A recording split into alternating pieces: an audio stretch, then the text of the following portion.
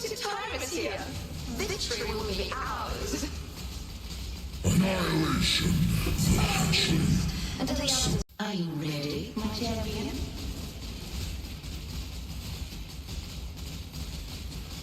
The fires of 1,000 suns. Annihilation. Incineration. Improbable.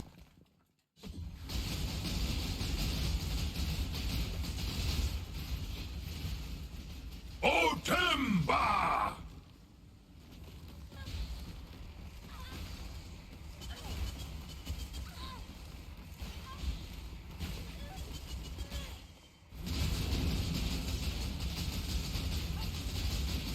Zim Zama!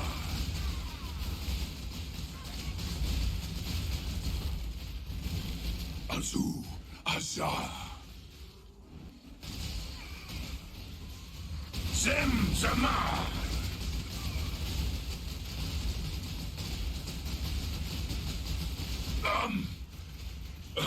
Da. Hello.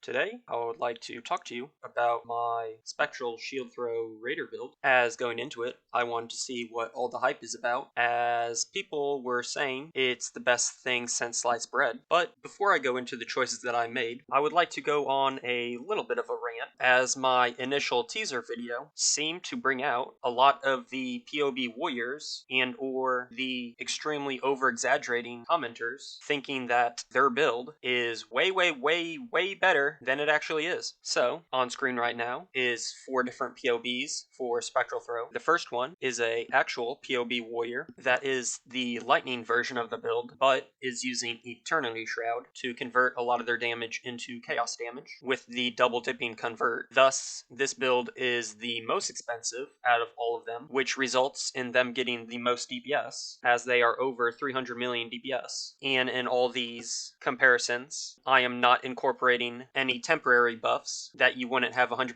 uptime on, and or I'm not incorporating flasks if they don't have a mage blood, and if they don't have flask regen. So when you see the 300 million DPS number, they actually do 300 million DPS. But the default POB of this person had them at 600 million or something like that, which they don't actually do. But as you can see, they are a complete glass cannon, as their average hit for elements is only in the 20Ks, and they pretty much completely forego any chaos resist. Now compare this with the meta build, which is using the 1000 ES Emperor's Vigilance and is the champion ascendancy. You can see that this person didn't completely forego all defenses, as their max hit on fizz damage, elemental damage, and chaos damage is likely enough to do pretty much anything in the game, besides extremely difficult 8 mod 100% delirious maps or very deep delve in the 800 plus range. But since they got these defenses, their DPS decreased down to 90 million, which, again, if you pulled up this person's POB with all the check marks that this person falsely is assuming, they advertise their build as a 250 million DPS, but in reality, it's not. It's 90 million. But the only caveat to this is that they do use the extremely OP combination of Comb Spirit and Berserk, so they do have a fairly high Berserk uptime. So I guess you could partially argue that this build is 10% more tanky and 20% more damage than what is listed, but those are the numbers for the typical meta build. Now the numbers for my build in comparison is that my max hit for elemental damage, which is typically the type of damage that will kill you, assuming you have 75 max chaos resist, and this is roughly 80% to 90% higher than the meta build. So while yes, I agree that having a max hit of 75,000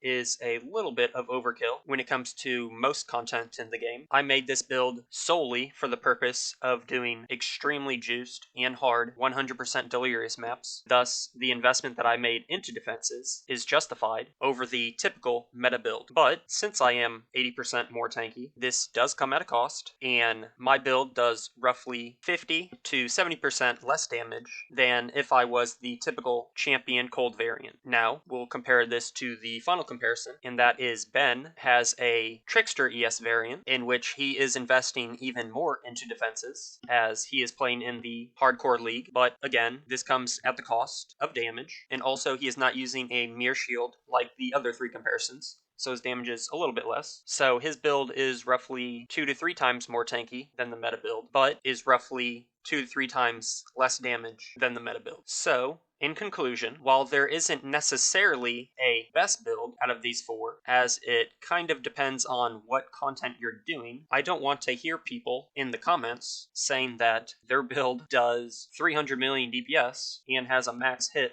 of 300,000, as it is not possible to get that high, as you are probably checking every single box in PoB that isn't realistic, nor is it beneficial, as, for example, I would say the worst out of the four builds is actually the 300 million DPS one, as in no scenario will you be needing over 300 million DPS, and he is made of glass. So, the amount of content the PoB warrior can do versus the other three builds is extremely, extremely small, as if you place this PoB warrior in pretty much any hard content map related, they will die, and the only content that this person would excel at is farming Uber Exarchs, as they do have enough DPS to phase Exarch prior to the first ball phase. So, unless the content that you're doing is 100% Uber Exarch content, I would not suggest going the 300 million DPS route and choosing between the others, depending on, again, which content you're going to do. So with that out of the way, I will now go into the gearing choices I made for my build. So to get this level of tankiness, I did a few things with the build. The main thing is that I wanted to convert a high level of my physical damage taken into elemental, and I wanted my elemental damage max hit to be extremely high by running a Mage Blood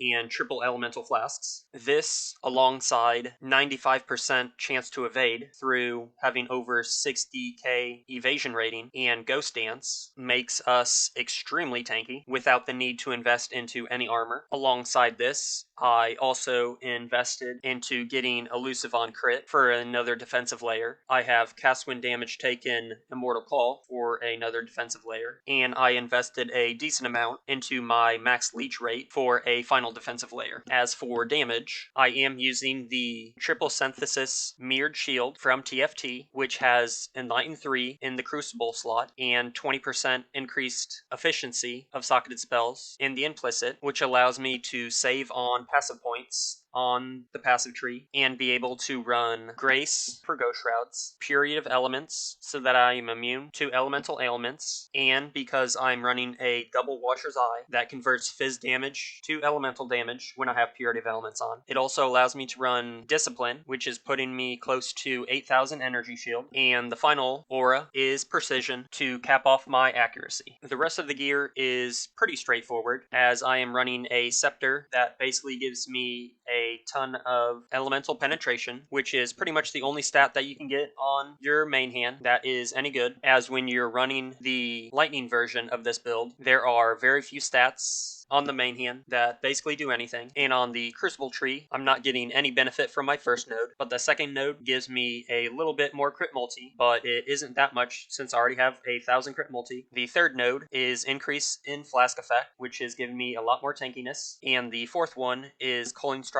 on marked enemies, which is pretty good. The next item is the helmet, which is just accuracy, fizz conversion, and energy shield. My body armor, which is more fizz conversion, energy shield, and some buff effect. Both my rings are the same thing, which is capping off my crit, giving me some damage, ES, and accuracy. Ashes of the Stars, which is the best amulet for this build, as it gives quality to the Phantasmal Spectral Throw, which is giving us a ton of crit multi. Mage Blood, which I already went over. Some gloves, which again give accuracy, energy shield, and some pretty strong damage through the implicits of increased mark effect and intimidate. And boots that are Tailwind elusive boots.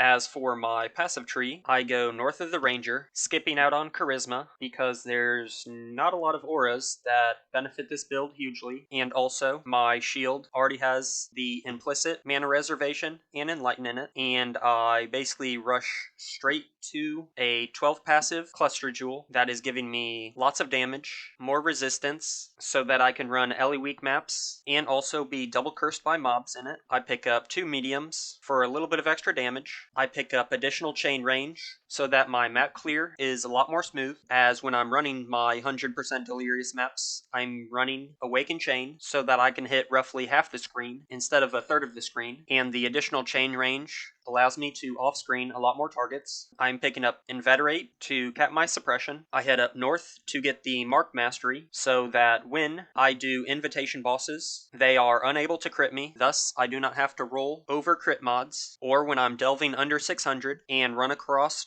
owls with additional crit, I can easily do them. I continue north for Ghost Shrouds, and also a lot of investment into max energy recovery with Ethereal Feast and Ghost Reaver. I pick up Chaos Inoculation and Lethe Shade, and pick up Instinct to cap off my spell suppression. And the final points I get is a combination of an Elegant Hubris and an Impossible Escape, in which I noted in my previous videos is an extremely strong combination of jewels to use for extremely efficient nodes, as it converts 6 different notables into extremely strong notables, which is giving me power charge on crit, 80% projectile damage, 80% crit chance, damage per power charge, and aura efficiency, and I pick up additional energy shield as my final node. So in summary, this build variant of the build is extremely strong, as there's pretty much nothing that will be able to kill this build unless you're delving extremely low, below 1000 plus, but any other content is a breeze. And while the very uneducated comments from my previous video says that the DPS of this build is low, it is actually extremely high. And again, in pretty much any realistic scenario, you do not need any more DPS. And lastly, I will likely make a video on what I believe